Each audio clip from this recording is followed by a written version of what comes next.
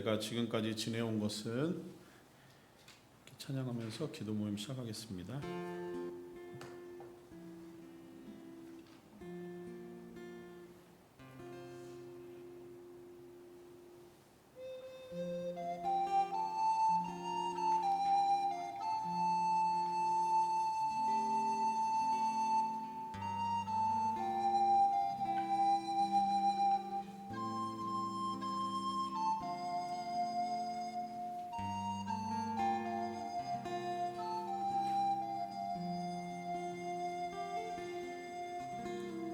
지금까지 지내온 것은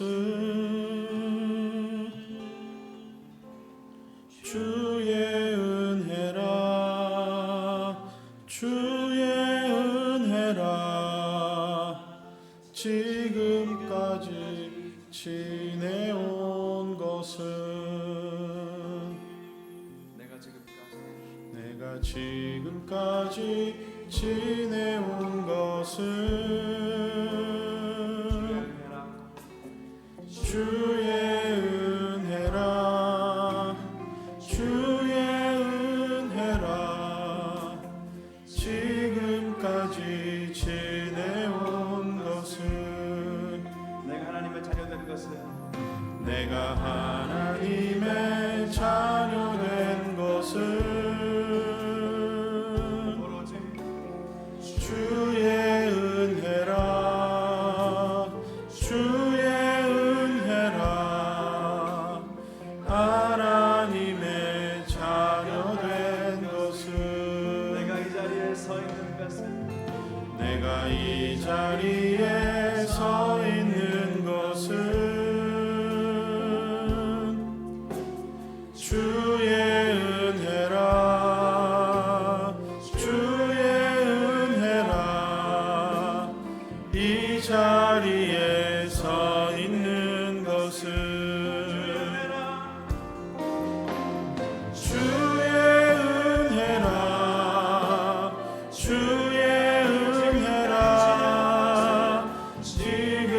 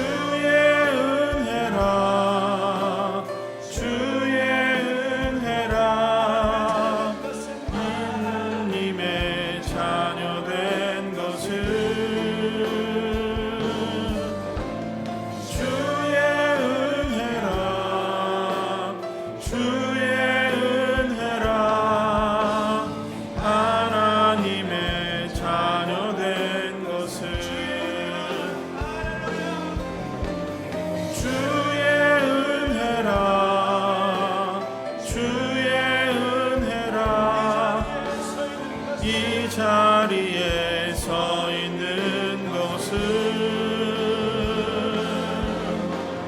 주의 은혜라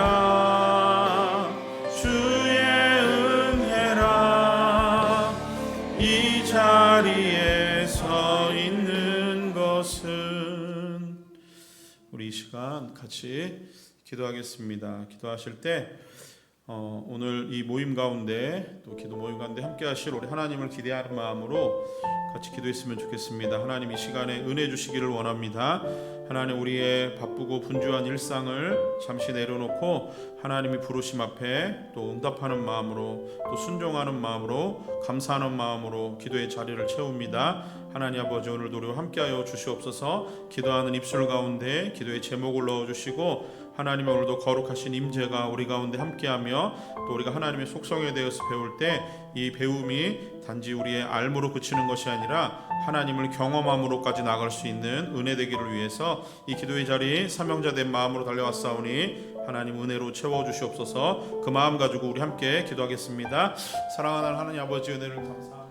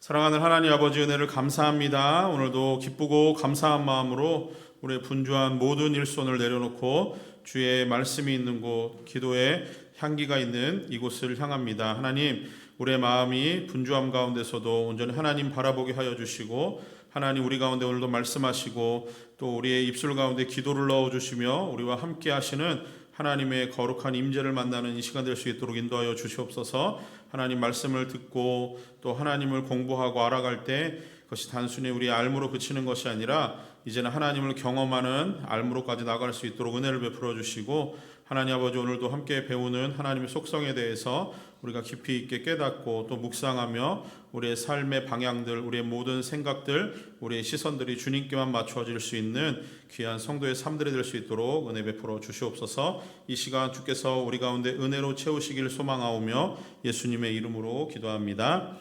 아멘. 오늘은 우리 하나님의 속성 6번째 시간인데요. 오늘은 하나님은 삼위일체이시다라는 내용입니다. 근데 이게 잘못하면은 이단이고요.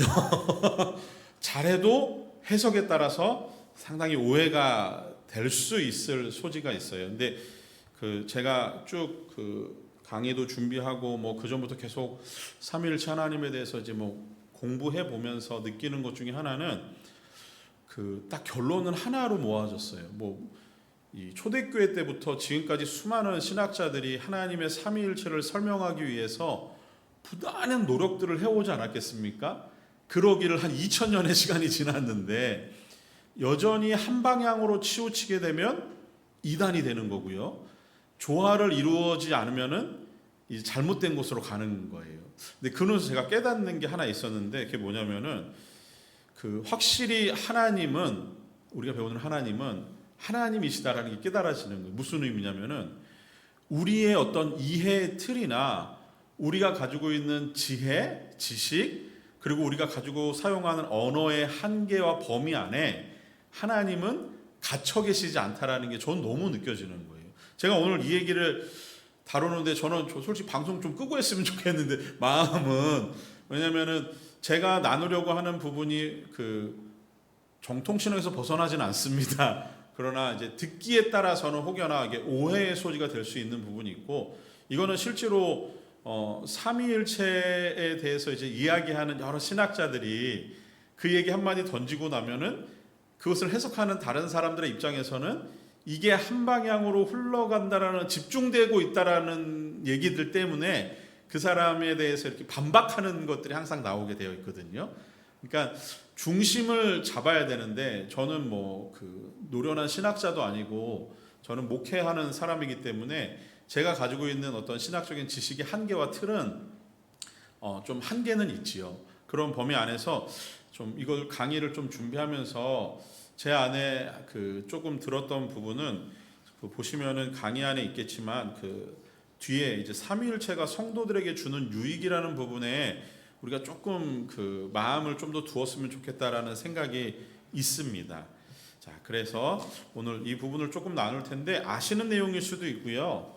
혹은 그 조금 그동안 잘 생각하지 않고 묵상해 보지 않았던 부분이어서 조금 어려움이 있는 부분이 있을 수도 있지만, 그런데 이 내용의 전체적인 틀은 다 그 결국은 우리가 성경에 근거하고 있다라는 거예요.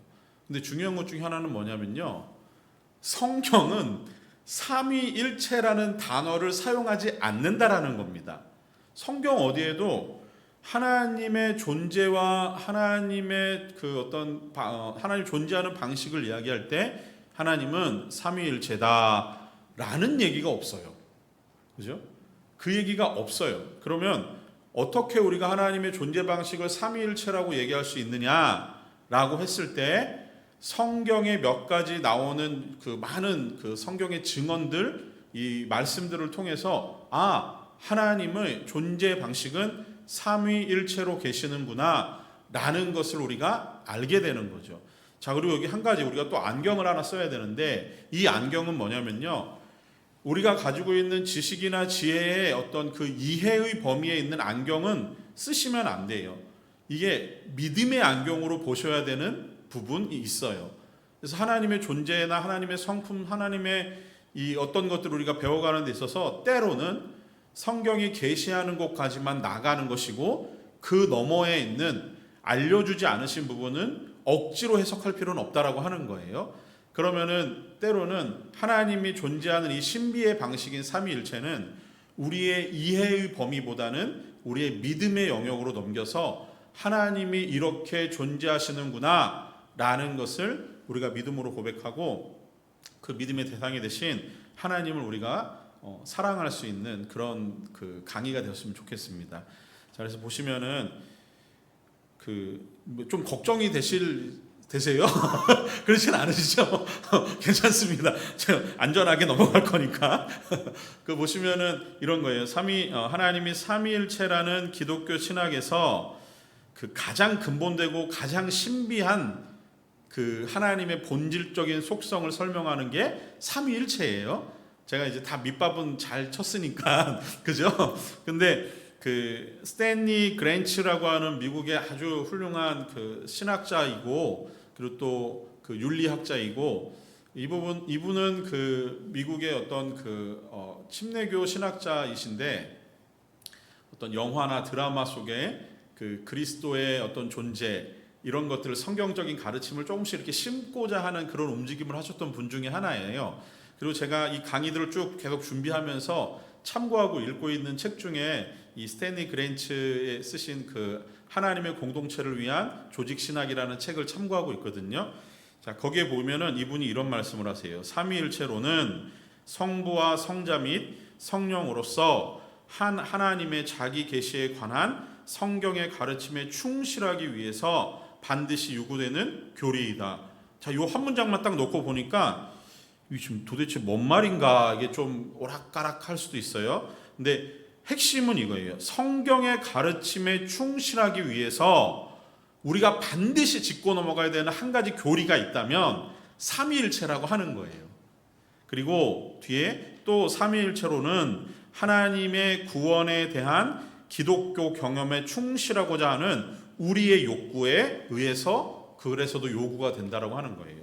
자, 이 부분은 뒷부분에서 성도에게 주는 유익에서 하나님의 구원의 관점에서 봤을 때 삼위일체가 성도들에게 어떠한 유익을 주는지, 우리는 과연 하나님의 구원을 이 삼위일체적인 관점에서 어떻게 바라보는지 그것을 조금 이야기하려고 합니다. 자, 그래서 먼저 말씀을 드린 대로 성경에 삼위일체라는 단어는 안 나오지만 성경에 우리에게 주시는 하나님의 계시, 존재의 방식에 대해서 이야기할 때 삼위일체 하나님이 존재하신다라고 하는 부분은 잘 드러나요. 자, 그런데 역사적으로 봤을 때 예수님이 오시기 이전에 그 구약적인 배경 안에서는 예수님의 존재 자체가 아직은 희미하고 가려져 있는 상황이었잖아요. 그런데 예수님이 오시는 순간부터, 그리고 예수님이 실제로 참 하나님이고 참 인간인 것이 우리 가운데 드러난 순간부터 이 삼위일체에 대한 이야기가 거기서부터 시작이 되는 거예요. 왜냐하면은 구약적인 배경 안에서는 유일신론, 그러니까 즉 한 분 하나님이시라는 게 인정은 되는데 하나님의 존재 방식에 대해서 깊이 있게 연구할 필요는 없었던 거예요. 왜냐하면 유대교적인 배경 자체가 한 분 하나님을 인정하지만 예수 그리스도를 어떻게 바라보느냐에 대해서는 그들은 약간 부정적이잖아요. 그러니까 한 분 하나님에 대한 이야기만 할 때는 이 삼위일체를 이야기할 필요는 없어요. 그런데 예수님이 성육신하심으로 세상에 오신 이후에 예수님이 참 인간이고 참 하나님이신가, 이거에 대한 논쟁이 불거지면서 삼위일체에 대한 논쟁까지 가는 거예요. 그러다가 AD 한 400년, 그러니까 예수님이 하늘로 부활하시고 승천하신 이후에 한 근 300년 동안은 이 삼위일체의 논쟁이 아주 막 들끓는 시기였습니다. 그 속에서 예수님의 인성이 부정되고 예수님의 신성만 강조되면은 이단이에요. 반대로 예수님의 신성이 부정되고 인성이 강조되면 이단이에요. 삼위일체론도 그 테두리 안에서 같이 움직입니다. 그래서 예수님의 신성과 인성을 동시에 인정을 하면서, 그러면은 우리가 알고 있는 서방교회, 우리가 믿고 있는 지금 이 서방교회 형태와 동방교회, 뭐 러시아 종교회나 이쪽으로 넘어간 동방교회들, 그러니까 소아시아를 중심으로 유럽 저쪽으로, 동유럽 쪽으로 넘어갔던 그 기독교가 두 개로 갈라지는 시점이 있었어요.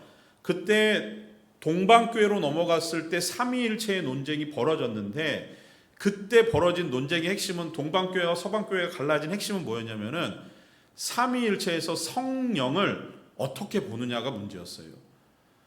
서방교회는 성령에 대해서 발출이라 그래가지고 성부와 성자의 영의 발출, 그러니까 나오심으로 보는 거고, 동방교회는 그것을 발출의 개념보다는 발생의 개념으로 보는 거예요. 그러니까 이게 약간 뉘앙스의 차이인데, 그때는 이 언어적인 한계에 있어서 동방교회와 서방교회가 서로 이해 못하는 상황이 되다 보니까 갈라지게 된 거예요. 이게 필리오케 논쟁이라 그래가지고 거기서부터 동방교회와 서방교회가 갈라지면서 이 삼위일체 논쟁으로 인해서 동방과 서방교회가 갈라지게 되는 시점이 됐고, 우리 개혁교회들은 이제 대부분 서유럽을 중심으로 이제 이 서방교회의 어떤 형태의 신앙 고백들을 따라가게 되는서 지금까지 우리가 오게 된 거죠. 또 동방교회는 이제 러시아 종교회 같이 약간 형식적이고 이미지적이고 어떻게 보면은 약간 캐톨릭의 요소를 조금은 가지고 있는 그런 부분으로 조금 가게 되어 있어서 이제 갈라지게 되는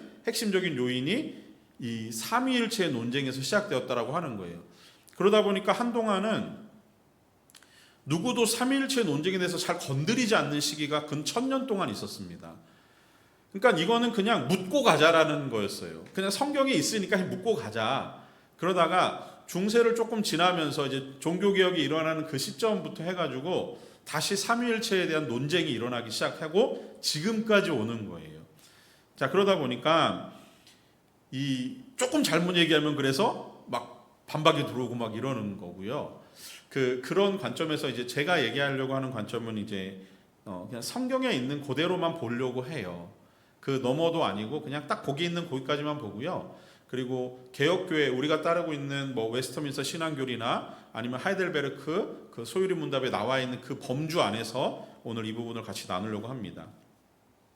자, 그래서 첫 번째 보시면 여기 한번 찾아보세요. 그 삼위일체 성경에 게시된 삼위일체 제가 3개, 뭐 4개, 5개 정도 찾았는데 마가복음 1장 10절에서 11절 말씀입니다.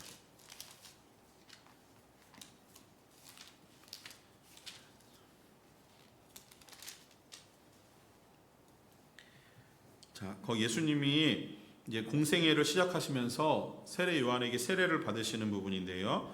마가복음 1장 10절 11절에 곧 물에서 올라오실새 하늘이 갈라짐과, 자, 여기 성령이 나오죠. 성령이 비둘기같이 자기에게 내려오심을 보시더니, 자, 여기서 자기는 누굽니까? 예수 그리스도입니다. 예수님이시고요. 11절에 하늘로부터 소리가 나기를 너는 내 사랑하는 아들이라, 이렇게 나오죠.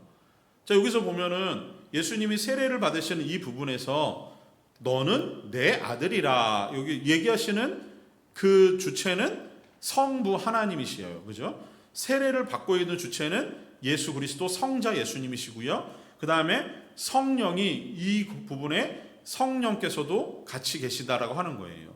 그러니까 이 문장만 딱 놓고 봤을 때 이제 예수님의 공생애가 시작이 되는데, 예수님의 공생애가 시작되는 이 포인트에서도 삼위일체 하나님이 연합사역으로 등장을 하시는 것이 보여지는 거죠. 자, 그리고 마태복음 28장 19절 말씀 한 장만 거꾸로 넘겨보시면요. 28장 19절에서 예수님이 그 마지막 지상명령을 우리에게 주시는데, 그러므로 너희는 가서 모든 민족을 제자로 삼아, 거기도 아버지와 아들과 성령의 이름으로 세례를 주라 그러잖아요. 이제 예수님의 사역이, 지상사역이 마감되는 부분에서도 아버지와 아들과 성령이 삼위일체 하나님이 동시에 등장을 하시는 거잖아요. 그죠? 그렇게 놓고 보면은 예수님의 공생애의 사역의 시작과 예수님의 공생애가 마치고 하늘로 승천하시는 마지막 사역 부분에서 삼위 하나님의 일하심이 그대로 드러나요. 그럼 예수님의 사역의 중간 부분들은 다 뭡니까? 이거는 예수님이 삼위 하나님께서 예수님의 모든 사역 같이 동참하고 계셨다라고 하는 거예요. 자, 이제 요렇게만 보고 넘어갈게요. 자, 그런데 여기서 그치지 않습니다. 베드로전서 1장 2절 말씀에 보면은 사도 베드로가 그의 사역 가운데, 그가 쓴 성경 가운데 이런 말이 있어요. 1장 2절에 제가 읽을게요. 곧 하나님 아버지의 미리 아심을 따라 성령이 나오고요. 성령이 거룩하게 하심으로 순종함과 예수 그리스도의 핏부림을 얻기 위하여, 그죠? 택하심을 받은 자들에게 편지한대요. 그러니까 택하심을 받은 성도들은 어떤 겁니까? 성부 하나님, 성자 예수님, 성령 하나님의 어떤 연합적인 사역에 의해서 택하심을 입었다라고 하는 것을 사도 이 베드로가 표현을 하고 있고요. 에베소서 3장 14절 17절까지 말씀해 보시면은, 자, 사도 바울도 이 비슷한 이야기를 합니다. 거기 14절에서 17절, 이러므로 내가 하늘과 땅에 있는 모든 족속에게, 각 족속에게 이름을 주신 아버지 앞에, 성부 하나님입니다, 무릎을 꿇고 비노니 그의 영광의 풍성함을 따라 그의 성령으로, 성령이 나오시고요. 그 다음에 17절에 가니까 믿음으로 말미암아 그리스도께서, 예수님이 나오십니다. 그러니까 사도들의 사역 가운데도 성부, 성자, 성령 하나님의 언급이 계속되잖아요. 하나님은 성경을 통해서 존재 방식을 이렇게 알려주시는 거예요. 사도 요한도 한번 볼까요? 요한일서 4장 14절, 13절, 14절 말씀입니다. 요한일서 4장 13절, 14절 말씀해 보시면은 13절에 그의 성령 나오시죠. 성령을 우리에게 주심으로 우리가 그 안에 거하고 그가 우리 안에 거하시는 줄을 아느니라. 내주하시는 성령에 대해서 이야기하고, 14절 아버지가, 성부 하나님이 아들을 세상의 구주로 보내셨대요. 그죠? 여기서도 요한 사도도 성부, 성자, 성령 하나님 삼위일체 하나님에 대한 언급과 증언을 하고 있는 거예요. 다시 얘기해서 성경의 메시지는 분명한 거죠. 성경의 메시지는, 하나님의 말씀은, 우리에게 주신 계시의 내용은, 하나님의 존재 방식이 삼위일체라고 하는 거예요. 물론 이렇게 하나님, 아들, 성령 이렇게 각각 떨어놓고 지금 얘기를 하고 있지만 요거를 한 대로 모아놔야 돼요. 존재 방식을 설명할 때 삼위일체라는 단어가 나오지 않지만 이게 마치 잘못되면은 제가 뒤에서 다루겠지만 경륜적 삼위일체라 그래서 하나님의 일하는 방식, 사역의 방식에 따라 하나님, 성부 하나님, 성자 예수님, 성령 하나님을 세 개로 분리하고 놓고 보면은 이단으로 가는 거예요. 양태론이라 그래서 하나님은 한 분이시지만 사역의 방식에 따라 성부, 때로는 성부, 때로는 성자, 때로는 성령으로 나타난다? 아닙니다. 아니에요. 이거는 양태론이라 그래서 초대교회 시절부터 계속 이어져 내려온 얘기예요. 그러니까 경륜적 삼위일체라는 걸 제가 뒤에서 말씀을 드릴 건데 하나님의 존재 방식을 이야기할 때는 경륜적 삼위일체만을 강조할 수 없는 거예요. 자, 근데 우리가 지금까지 이렇게 몇 구절 성경을 찾아보니까 예수님의 사역의 시작과 예수님의 사역의 마침, 그 다음에 제자들, 사도들의 사역의 여러 방식들을 이야기할 때 똑같이 언급되는 게 하나님, 예수님, 성령님이 언급이 되죠. 근데 각각의 역할이 조금씩 구별되어 있다라는 방식으로만 보면 안 되는 겁니다. 그러면 삼위일체가 아니고 삼위격에만 해당되는 하나님만 보게 되는 거예요. 일체되는 하나님이 없잖아요. 그죠? 자, 이 개념을 그렇게 보시면 안 되는 거고 이제 우리의 믿음의 영역으로 다시 한번 이걸 딱 넘기는 거예요. 이 삼위격에 해당한 하나님의 존재 방식 자체가 삼위일체라고 하는 겁니다. 요걸 놓치시면 안 돼요. 하나님은 때로는 하나님으로, 때로는 예수님으로, 때로는 성령님으로 일하는 게 아니라는 거예요. 여기까지 잘 따라오셨죠? 그렇게 이해하면은 위험한 겁니다. 자, 그러면 우리가 이런 설명을 할 수 있어요. 우리가 보는 이 피조 세계 안에 하나님이 만들어 놓은 피조 세계 안에는 로마서를 통해서 보니까 하나님이 모든 피조물 안에 하나님의 존재 방식을 설명할 수 있는 그리고 하나님의 존재를 알려주시는 그런 것들을 다 심으셨대요. 그죠? 그렇게 놓고 보면은 이 하나님의 삼위일체를 설명하기 위해서 많은 사람들이 이 많은 이야기들을 해왔어요. 누구는 나무의 비유를 해요. 나무를 보면은 뿌리가 있죠. 나무의 기둥, 나무가 있죠. 거기에 브랜치들이 있잖아요. 그죠? 그러면은 한 나무이지만 어디는 뿌리고 어디는 이 나무 기둥이고 어디는 가지고 이렇게 설명을 해요. 아닌 거예요. 아닌 거예요. 그죠? 이렇게 설명이 안 돼요. 햇빛을 보고도 얘기를 합니다. 햇빛은 햇빛 안에 가시광선, 적외선, 자외선이 있대요. 그죠? 그래서 하나님의 존재 방식을 그것으로 설명을 해요. 그런데 아닙니다. 그것 또한 양태론이에요. 존재는 하나이지만 각각의 역할이 구별되어 있게 보는 것은 양태론입니다. 안 되는 거예요. 그러면 또 우리의 역할, 저는 교회에서는 목사고 집에서는 아버지고 저희 아내에겐 남편이에요. 이렇게 보는 건 안 돼요. 왜요? 양태론이에요. 이해가 되시죠? 그러면 이제 다르게도 한번 생각해 보는 거예요. 하나님의 존재 방식을 삼신으로 보는 거예요. 하나님, 성부 하나님도 하나님, 성자 예수님도 하나님, 성령 하나님도 하나님.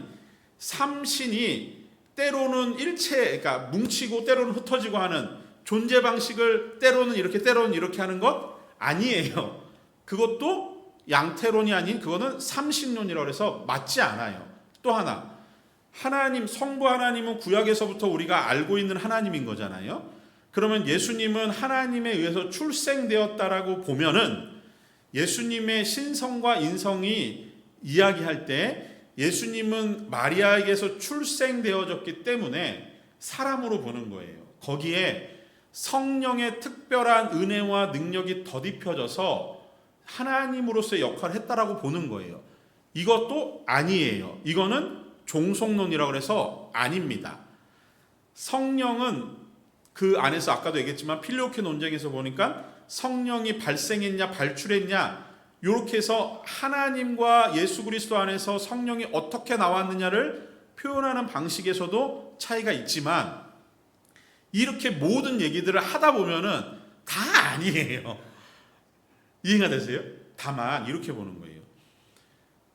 햇빛에서 나오는 그 여러 가지 현상들을 보면서 하나님의 존재 방식이 삼위일체라고 하는 것에 대한 이해의 측면보다는 하나님의 존재가 그렇게 있을 수도 있겠다라고 하는 믿음의 눈으로 보는 거예요. 그러니까 아예 설명은 되지 않지만, 이해가 되진 않지만 믿음과 신비의 영역에서 바라보게 되는 거예요. 성경이 우리에게 그렇게 말씀하시기 때문에 그렇습니다. 제가 학교 다닐 때 이 말씀 한번 드린 적이 있어요. 학교 교수님이 삼위일체를 설명하시면서 말씀을 하세요. 세 개의 원을, 똑같은 크기와 모양의 세 개의 원을 한 원에 겹쳐서 그리는 거예요. 그러면 그게 삼위일체를 설명할 수 있는 방법인가요? 아니에요. 다시 얘기해서 인간의 능력으로 하나님의 신비의 영역을 도전할 수 없습니다. 다만 성경이 우리에게 이렇게만 알려주신다라고 보시면 돼요. 그리고 누군가가 와서 삼위일체를 자꾸 설명하려고 들는 순간부터 눈 딱 째려보셔야 되는 거예요. 그때부터 설명이 안 되는 거예요. 무수히 많은 신학자들이 노력을 했고요, 성경을 깊이 파는 사람들이 노력을 했지만 이게 해답이 없어요. 정리는 되지만 이해의 영역이 아니라는 거죠. 좀 더 넘어가 볼게요.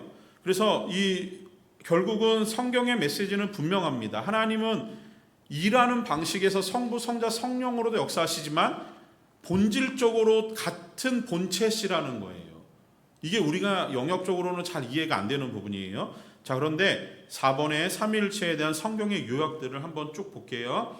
자, 같이 읽어볼게요. 첫 번째, 하나님은 한 분이시다. 아멘이시죠. 하나님은 한 분이세요. 그러니까 삼신론이 세 신이 존재하지 않는 거죠. 두 번째, 성부는 하나님이시고 성자도 하나님이시며 성령도 하나님이세요. 아멘이죠. 아멘이에요. 세 번째, 성부, 성자, 성령은 세 위격이에요. 하나님의 존재 방식이 삼위일체니까 이렇게 존재하시는 게 아멘입니다. 네 번째, 성부는 성자의 아버지이시고 성자는 성부의 아들이시며 성령은 성부와 성령의 영이세요. 성경이 우리에게 이렇게 말씀하시니 아멘입니다. 다섯 번째, 성부, 성자, 성령은 한 하나님이세요. 아멘입니다. 요게 성경이 우리에게 주는 삼위일체에 대한 설명이에요. 자, 넘어가서 삼위일체의 의미를 다시 좀 되짚어 보면은 네 가지인데요. 첫 번째, 하나님은 한 하나님이시다, 하나이시다라는 거예요. 그러니까 하나님은 한 하나님으로 본질적으로 같은 본체를 갖고 계시는 거예요. 그래서 양신론이라는 게 있는데, 양신론은 성경에 보니까 착한 하나님, 나쁜 하나님이 있잖아요.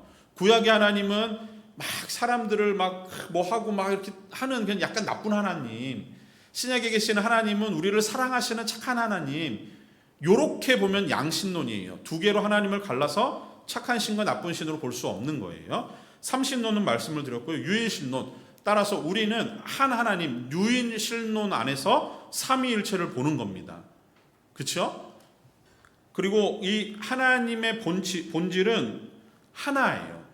똑같은 겁니다. 본체가 하나시라는 거예요. 그래서 구약에 등장하는 이스라엘 백성들이 믿었던 하나님의 그 본체는 우리가 흔히 여호와, 야훼라고 해서 그 하나님을 우리가 구약 성경을 통해서 바라봐요. 그러면 성경시대, 예수 그리스도가 오신 이후에 성경시대는 무엇을 봅니까? 그 다음인 삼위일체 하나님을 성경을 통해서 보면서 고백하게 되는 거죠. 그래서 우리가 삼위일체 하나님을 얘기할 때는 하나님은 한 분이시다라는 얘기를 하는 겁니다. 두 번째, 하나님은 또 셋이에요. 이게 여기서부터 이제 이상해지는 거잖아요. 근데 한 하나님이 성부, 성자, 성령으로 존재하시는 방식이 그렇습니다. 그러면은 이게 하나님을 자꾸 어떤 원리스, 그러니까 하나의 단일성으로만 보면 안 되는 거죠. 하나님은 존재하는 방식에 따라서 삼위로 존재하시기 때문에 하나님은 또한 단일성 안에 다수성을 가지고 계시는 거예요. 그게 뒤에 3번과 4번에서도 설명이 되는데요.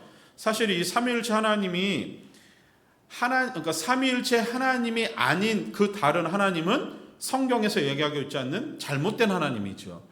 하나님의 존재 방식을 이야기했을 때는 삼위일체라는 거예요. 그러면은 성부, 성자, 성령 하나님 외에 다른 하나님은 없는 겁니다. 성부 하나님만 이야기하는 것 잘못된 거예요. 성자 예수님만 옳다라고 하는 것 잘못된 거예요. 성령 하나님만 강조하는 것 잘못된 거예요. 우리는 삼위일체 하나님을 고백하는 공동체입니다. 그래서 하나님의 삼위성, 이 삼위성은 처음부터 있는 영원성이에요. 영원하신 하나님의 존재 방식이 삼위성에 있는 거예요. 그리고 이 삼위성은 통일성과 마찬가지로 하나님의 본질에 해당합니다. 자, 통일성은 한 분 하나님으로 모아지는 그 어떤 역할들과 의미를 설명하는 거고, 이 삼위, 그러니까 하나님의 다수성은 삼위격으로 계시는 하나님을 이야기하는 거예요. 그래서 존재론적으로 하나님은 삼위로 존재하시고 본체가 동등하시고 영광과 권능이 동등하시다라고 하는 거죠. 세 번째로, 자 이제 여기서부터 세 번째와 네 번째는 이렇게 얘기를 해야 돼요. 하나님의 다양성을 이야기할 때는 통일성에 있는 하나님의 다양성을 이야기하고요, 하나님의 통일성을 얘기할 때는 다양성 속에 하나님의 통일성을 이야기하는 거예요.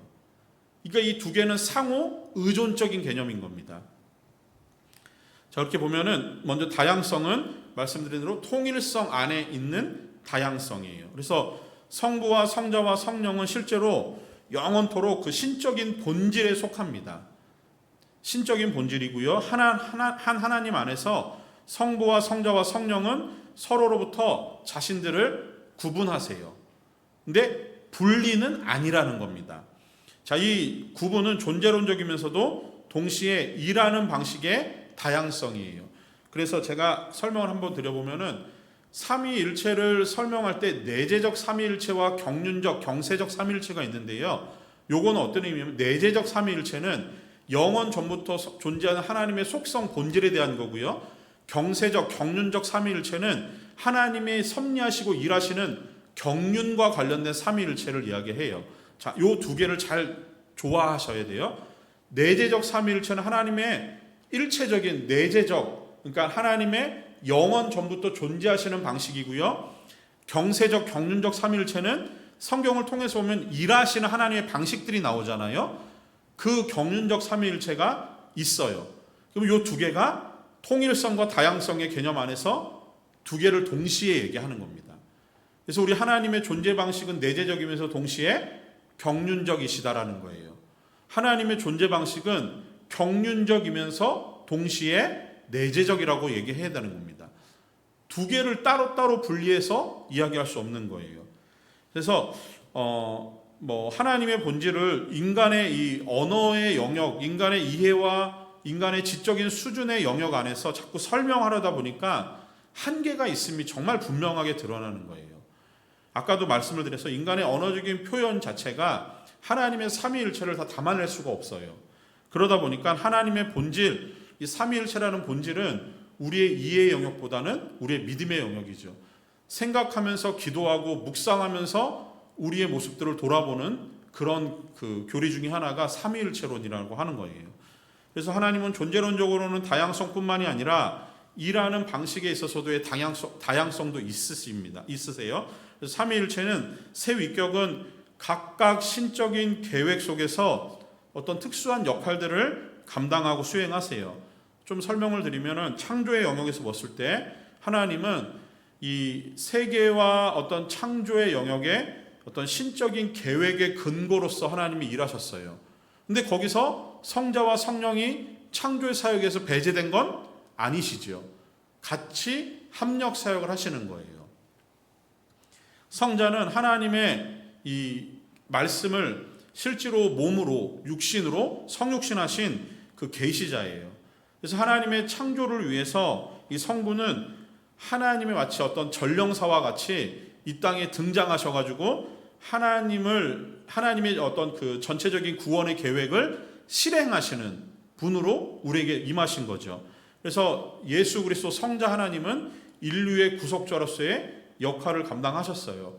그때 성자 예수님만 일하신 게 아니라 성부와 성령의 합력 사역이 있는 거예요. 그리고 성령은 어떠십니까? 성령은 우리 안에서 하나님의 구원의 적용자세요. 그러면은 이제는 성령 시대다 이렇게 얘기하면은 이거 잘못된 표현이긴 해요. 근데 우리가 이해를 돕고자 성부, 성자, 성령의 이 어떤 사역 속에서 지금을 성령 시대로만 보는 것은 아까도 말했던 양태론에 빠지게 되는 거죠. 분류되지 않습니다. 구분이 아니라 분리가 아니라 약간 그 하나님의 존재 방식에 하나님 스스로의 구분이 있는 거예요. 그러면은 성령 하나님은 우리에게 하나님에 대한 이 존재 방식을 이해하는 측면이 아닌 믿음의 영역으로 넘기시고 우리에게 구원을 적용하시는 일을 하시는 거죠. 그래서 성령 하나님은 우리에게 인격적인 어떤 신적 능력을 더하시고 그 다음에 신적인 의지와 그 하나님의 계획의 완성자로서의 역할을 하시는 분이세요. 그래서 우리 구원의 영역에서 봤을 때는 하나님은 구원의 계획자가 되시고 성자 예수님은 구원의 실행자가 되시고 성령님은 구원의 적용자가 되세요. 그러나 분리는 아니라는 겁니다. 그죠?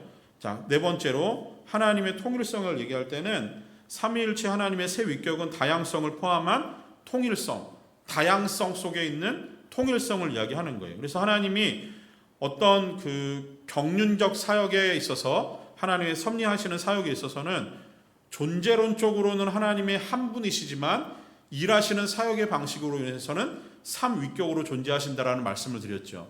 하나님이 다양하게 한 일에 대해서 일을 하시지만 하나님은 그 일 속에 통일성을 갖추고 일하신다라고 하는 거예요. 구원의 영역에 있어서 그렇다라고 말씀을 드렸던 거고요. 그래서 그 로마서에 보면은 우리가 그 하나님이 모든 것을 합력하여 선을 이룬다 했을 때 선을 이루시기 위해서 하나님 성부, 성자, 성령 하나님의 연합 사역이 있는 거예요. 선을 이루는 건 하나님이 하시는 일인데 성부 하나님, 성자 예수님, 성령 하나님이 선을 이루시기 위해서 합력 사역을 하는 거예요. 그렇게 놓고 보면은 하나님의 다양성은 선을 이루기 위해서는 통일성으로 일하신다라고 하는 거죠. 그죠? 성경이 우리에게 그렇게 말씀하시는 거예요. 자, 그래서 큰 세 번째, 삼위일체가 성도에게 주는 유익은 제가 두 가지를 이야기하는데요. 하나는 기도하는 방식이고요. 하나는 예배와 삶의 방식에서 삼위일체 하나님을 우리가 좀 적용해 봤으면 좋겠습니다. 먼저 어제 우리 주기도문 이제 목사님이 처음으로 같이 하셨잖아요. 그 주기도문에 보면은 우리가 처음에 뭐라고 고백을 하죠? 하늘에 계신 우리 아버지여 이렇게 고백해요. 이 고백은 예수님이 기도를 시작하실 때 성부 하나님에 대한 그 하나님의 존재와 하나님 기도를 받으신 하나님에 대한 기도의 대상을 밝히고 있는 부분이죠. 예전에 사역하던 교회에서 그 어떤 성도님이 그 질문을 하셨어요. 우리가 기도할 때 성령님, 예수님에게 기도하는 게 맞냐고 그렇게 물으시더라고요. 어떻게 대답하실 수 있으실까요? 왜 우리 기도하다가 우리가 주님 할 때 이 주님이 대상이 예수님이 될 수도 있고 하나님이 될 수도 있고 성령님이 될 수도 있잖아요. 자, 그런데 정리는 조금 필요합니다. 삼위일체 하나님의 경륜적 방법에 의해서 보면은 우리의 기도를 받으시는 분은 성부 하나님이세요. 예수님이 그렇게 기도하시잖아요. 그러면 예수님께 기도해서는 안 되나요? 돼요. 성령님께 기도하면 돼요. 그러나 하나님이 우리의 기도를 받으시는 성부 하나님이 우리의 기도를 받으시는 분이시라는 거예요. 그 포인트를 딱 잡으셔야 돼요. 예수님께 기도하는 게 문제가 되지 않아요. 성령님께 기도하는 게 문제가 되지 않아요. 근데 이 삼위일체의 개념을 우리가 조금 공부하고 기도할 때 우리는 우리의 기도를 들으시는 분은 하나님이시다. 성부 하나님에게 포커스가 되는 거죠. 그런다고 하나님께만 기도한다라는 의미는 아니에요. 그러니까 너무 이렇게 독단적으로 보시면 안 돼요. 자, 그리고 그렇게 보면은 우리가 우리의 기도를 받으시고 이루시는 하나님은 성부 하나님이니까 하나님의 이름을 찬양하고 그분께 감사하는 게 지극히 당연한 거죠. 그래서 성부는 우리에게 필요한 모든 것을 공급하시는 분이십니다. 그리고 하나님은 우리에게 지혜를 공급하시는 하나님이세요. 자, 그럼 성자 하나님, 성자 예수님은 뭐 하십니까? 성자는 우리를 위해서 구원 사역의 실행자가 되셨다고 말씀을 드렸죠. 그리고 우리를 위해서 지금도 하나님 나라에서 우리를 위해서 중보하시는 분이세요. 우리가 기도할 수 없을 그때 하나님 예수님이 우리를 위해서 중보하고 계시는 거예요. 그래서 이 예수님은 장차 오실 주님이 되세요. 자, 이걸 설명할 때 기도의 영역에서 우리가 마지막에 기도를 어떻게 마감을 하죠? 예수님의 이름으로 기도합니다. 왜요? 그분이 우리의 기도의 중보자 되시기 때문에 그렇습니다. 그러면은 간혹 가다가 우리가 뭐 이렇게 기도할 수 있어요. 하나님의 이름으로 기도합니다. 막 대표 기도할 때 갑자기 너무 떨리고 이러면은 예수님 성령님의 이름으로 기도합니다. 아멘. 뭐 이럴 수도 있어요. 그죠? 그거는 안 맞는 거죠. 우리는 예수님의 이름으로만 기도하는 거예요. 제가 언젠가 수요 예배 때 이제 같이 나누었던 영상이 하나 있었어요. 이제 백악관에서 대통령 취임식 할 때 목사님 각 교단의 목사님들을 초청해서 하고 마지막에 이렇게 축복하는 기도가 있는데 기도할 때 어떤 목사님이 기도하면서 마지막 기도는 뭐 모든 신들의 이름으로 기도합니다 이렇게 기도를 마치더라고요.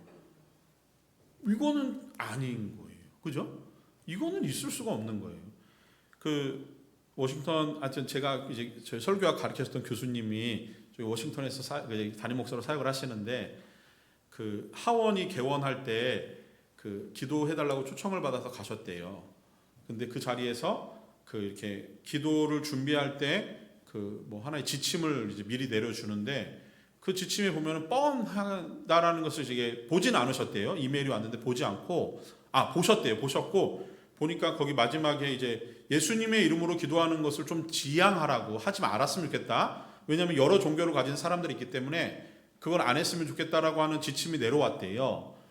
그래서 교수님이 그걸 보고 그리고 이제 기도문이 완성이 되면은 미리 보내달라고 그랬는데 기도하러 가기 전날까지 당일까지 안 보냈대요. 왜냐면은 검열을 하다 보면은 예수님의 이름으로 기도하라 빼라고 할 거니까. 그래서 안 하고 그냥 그날 아침에 이메일 딱 보내놓고 그냥 가셔서 보고 읽으셨대요. 그리고 예수님의 이름으로 기도했습니다. 아멘. 기도합니다. 아멘. 이렇게 한 거예요. 이게 난리가 났을 법하지요. 그런데 엄청난 응원을 얻었다라고 합니다. 누구도 예수의 이름으로 기도하지 않는 시대인데 그 용기를 내서 기도한 그게 너무너무 감사하다라는 크리스찬들의 고백들이 있었대요. 예수의 이름으로 기도하는 건 삼위일체 하나님의 사역 가운데 예수님이 우리의 중보자 되시기 때문에 그분의 이름으로 기도하는 거예요.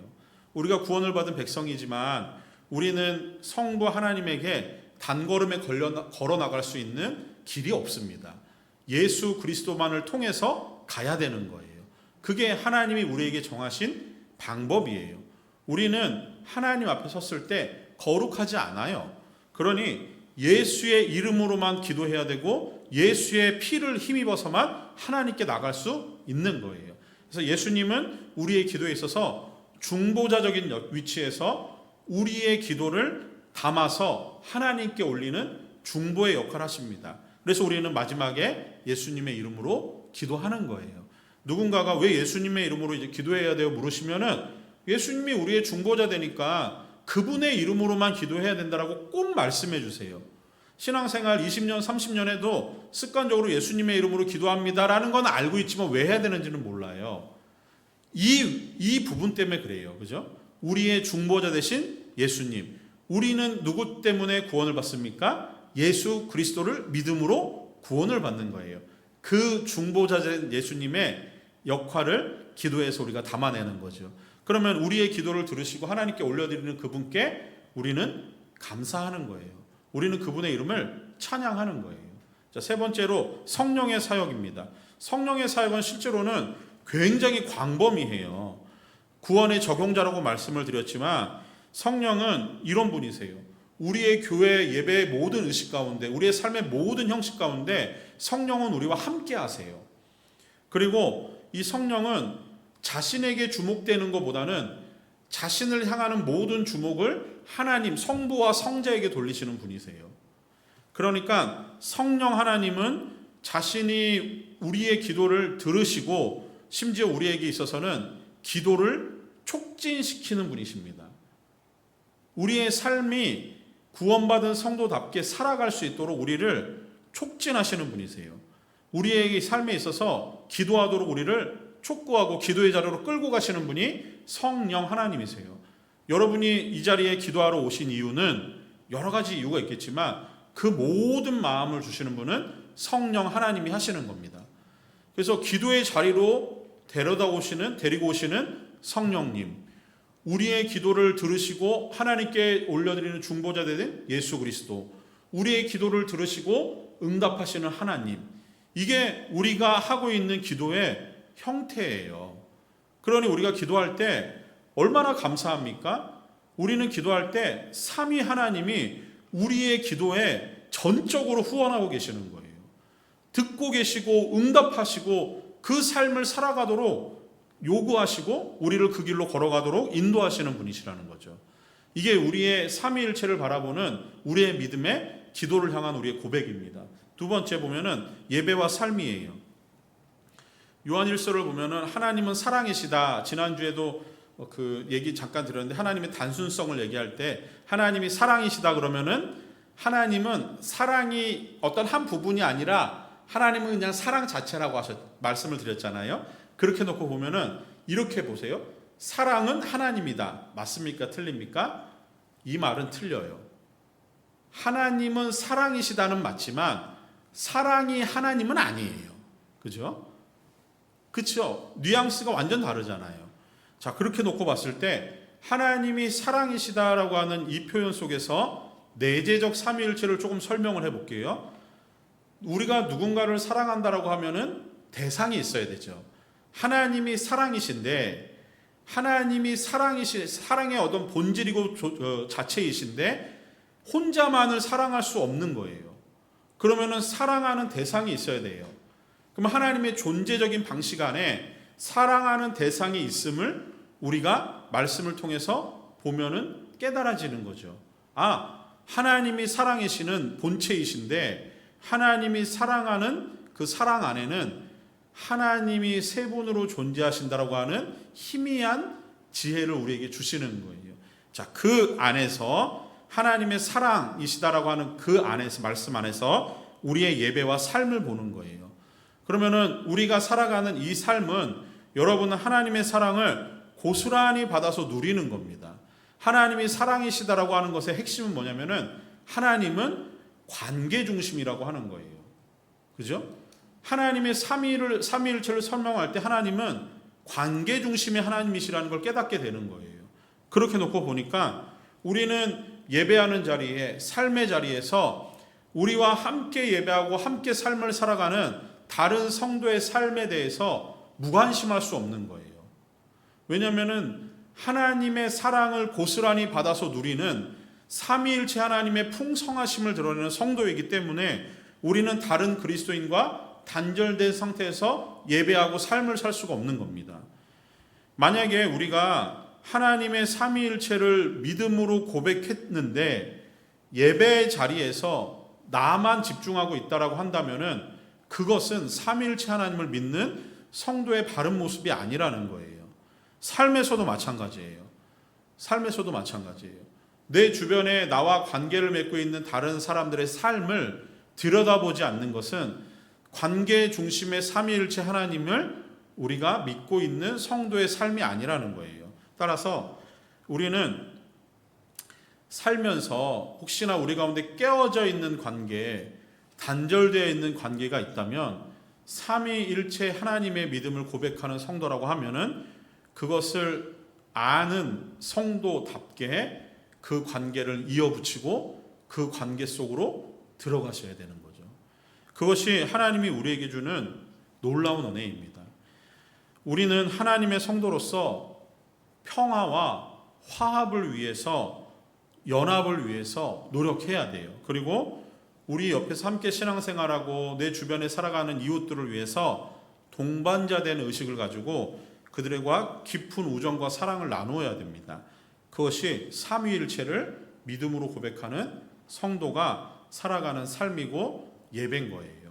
자, 결론으로 넘어가서 결론을 우리 같이 한번 읽어볼게요. 삼위일체로는 기독교적인 하나님 이해의 핵심이다. 이 교리는 부차적인 중요성을 지닌 것이 아니라 우리 신앙에 있어서 중심적인 것이다.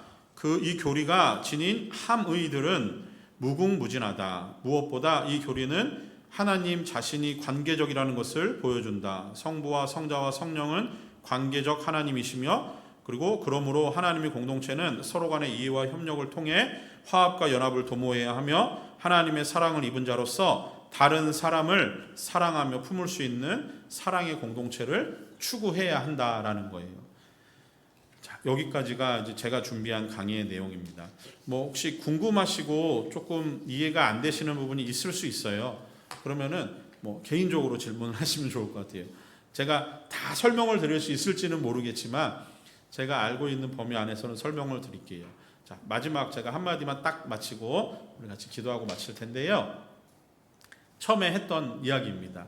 삼위일체, 이거는 우리의 지혜와 이해의 영역이 아니라는 거예요. 이거는 성경이 우리에게 보여주시는 하나님의 존재와 계시의 방식을 따라서 그 하나님의 존재의 방식을 이해하는 우리의 믿음의 고백이고 우리의 신앙에 나아갈 추구할 방향이라고 하는 거예요. 결론에서도 얘기했죠. 이 삼위일체는 그 어떤 교리보다도 부차적인 내용이 아니라 핵심적이고 중요한 내용입니다. 실제로 여기서 다른 모든 교리의 발달들이 일어나게 되는 거예요. 이 교리를 놓치고 나면은, 삼위일체 교리를 놓치고 나면은 다른 모든 교리들은 자연스럽게 무너져 내리는 거예요. 그래서 이것은 이해의 영역으로 우리에게 들어오는 것이 아니라 하나님의 신비의 존재 방식이기 때문에 우리의 믿음의 영역이고 우리의 고백의 영역이 되는 겁니다. 바라기는 우리 함께 말씀을 공부하는 우리 성도님들의 삶에 삼위일체 하나님으로 인해서 주시는, 그리고 묵상하실 때 주시는 그 은혜들이 언제나 흘러넘칠 수 있기를 소망합니다. 우리 시간 같이 찬양하겠습니다. 다시 일어나 라는 찬양입니다.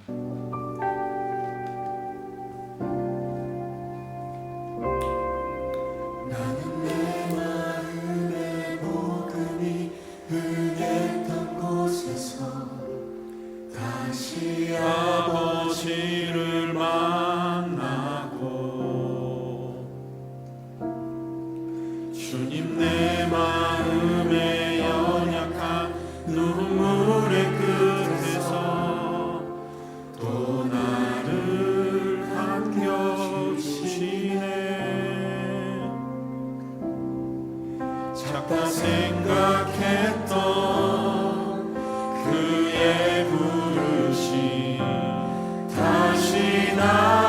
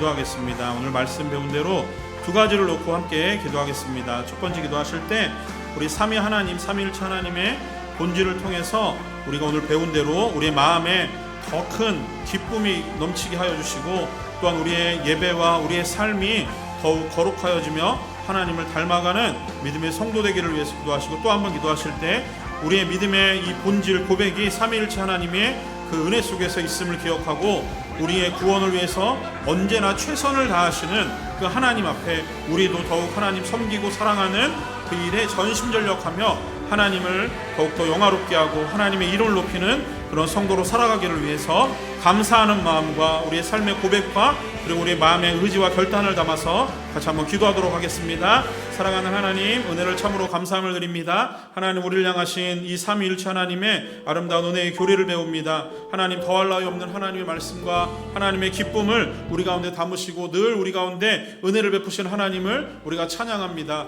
아버지 하나님, 이 속에서 하나님이 주시는 은혜를 붙들게 하여 주시고 이 속에서 언제나 하나님이 우리를 향하신 뜨거운 마음대로 회복할 수 있도록 은혜를 베풀어 주시옵소서. 아버지 하나님, 우리를 향하신 하나님의 마음, 우리를 향하신 하나님의 생각, 우리를 향하신 하나님의 온전한 뜻들이 드러나는 삶들이 되게 하여 주시기를 간절히 소망합니다. 아버지 하나님, 삼위일체 하나님을 배우며 우리의 삶에 이것이 적용되고 우리의 삶과 예배에 적용되고 우리의 기도에 적용되어지는 아름다운 성도들의 삶이 될 수 있도록 인도하여 주시옵소서. 하나님 아버지, 우리의 믿음의 본질 되시는 그 하나님 앞에 언제나 감사한 마음으로 살아가게 하여 주시고, 성부, 성자, 성령 하나님께서 우리의 구원을 위해서 혼신의 힘을 다하여 이 사역을 감당하시듯이 하나님, 우리 또한 하나님을 위해서 우리의 모든 전심전력을 다해서 하나님을 사랑하고 섬길 수 있는 우리 믿음의 사람들 될 수 있도록 은혜를 베풀어 주시옵소서. 하나님, 우리를 사랑하시되 아버지 끝까지 사랑하시며 우리를 영원한 구원의 은혜에 놓이는 그 순간까지 우리를 붙들고 계신 하나님의 은혜를 기억하게 하여 주시고, 하나님 늘 사랑하신 하나님 앞에 우리의 모든 삶을 온전히 기쁨으로 드릴 수 있는 귀한 믿음의 성도들 될 수 있도록 인도하여 주시옵소서. 하나님 아버지, 이 교리를 붙들고 살아갈 때마다 하나님 아버지, 우리가 세상 가운데 더럽고 추악한 곳에 흔들리지 않도록 하여 주시고, 하나님 세상의 잘못된 가르침 앞에 하나님 우리의 마음이 뺏기지 않도록 은혜를 베풀어 주시며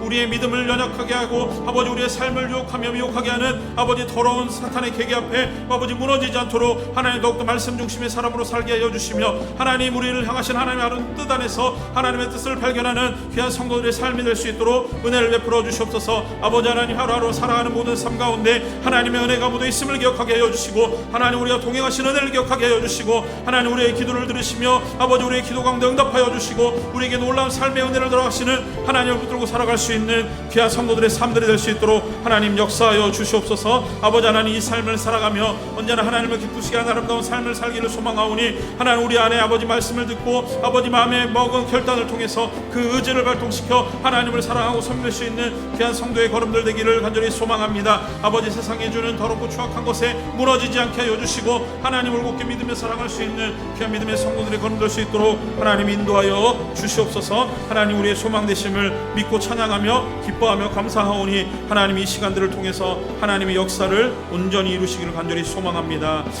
우리 시간 한 번 더 기도하실 때 우리 주일 사역을 위해서 같이 기도하겠습니다. 우리 주일 사역 가운데 하나님 은혜 주시기를 위해서 특별히 우리 삼위일체를 배웠듯이 우리의 예배 가운데 우리 성부, 성자, 성령 하나님이 우리와 함께 하십니다. 그리고 우리의 예배를 받으시기를 원하시고 기뻐하십니다. 특별히 그 안에서 우리 주변에 있는 성도들을 돌아볼 수 있는 우리 예배가 되기를 원합니다. 우리 가운데 연약한 자들, 또 여러 가지 부분에서 부족한 사람들 있을 수 있어요. 교회 사역하다 보면은 다 내 맘 같지 않더라고요. 그 속에서 우리 연약한 지체들, 또 우리 연약하고 또 부족한 우리 지체들 하나님 은혜 가운데 붙들어 주시고 우리 교회 안에서 또 이 공동체 안에서 함께 이루어가는 아름다움이 있을 수 있기를 위해서 우리 주일 사역을 위해서 같이 기도했으면 좋겠습니다. 그리고 한 번 더 기도하실 때 또 특별히 이제 6월부터 여름 사역이 시작되는데 돌아오는 주일은 또 찬양 콘서트가 있습니다. 우리 마원철 목사님 오셔서 다락방 출범 기념 찬양 콘서트를 하는데, 그 시간 가운데도 하나님 은혜 베풀어 주시옵소서. 하나님이 여름 사역 가운데 또 6월 26일, 28일까지 있는 또 BBS를 지켜주시고 또 이번 여름 안전하고 평안한 6월 한 달이 되기를 위해서 우리 주일 사역과 여름 사역을 위해서 같이 마음 모아서 기도하도록 하겠습니다. 하나님 참 감사합니다. 우리 가운데 일하시는 하나님을 우리가 믿고 의지하며 사랑합니다. 하나님 우리 가운데 말씀하여 주시고